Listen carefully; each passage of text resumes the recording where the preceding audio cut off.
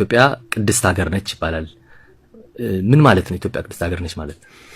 የቅድስና ስራ ተሰርቶባታል ማለት ነው። እሺ ኢትዮጵያ ብቻዋን ከሌሎች ሀገሮች እንግዲህ ወደ 200 የሚሆን ሀገር አለ የተለየ እግዚአብሔር ለይቶ ቅድሷታል ማለት ነው። ይሄ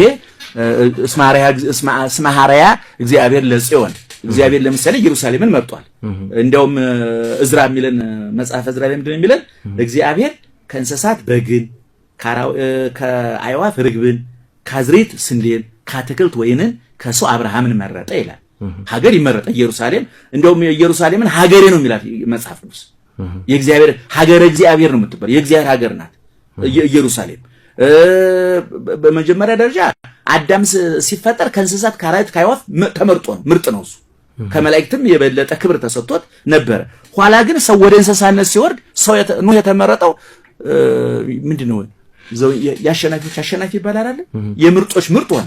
አሁን ከዛ በኋላ ሰው ወደ እንስሳዊ ጠባይ ሲወርድ ከሰው መካከል እንደገና ሰው መምረጥ ጀመረ። አሁን አዳም ከእንስሳት መካከል ተመርጦ ከበረ።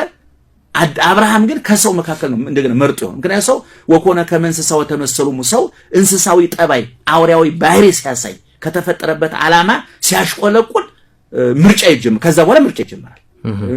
ስለዚህ ኢትዮጵያኛ ቅድስት የምንላት አሁን ባለነው ተለክቶ አይደለም። አሁን ኢየሩሳሌም ብዙ ማጀራት መጁ ብዙ ደም አፍሳሽ ብዙ ቦምብ ያፈነደ ሰው የሚጨርስ ፈንጂ ያፈነደ ሰው የሚጨርስ ወሮ በላ ማጀራት ጨካኝ ኖርባት ይችላል።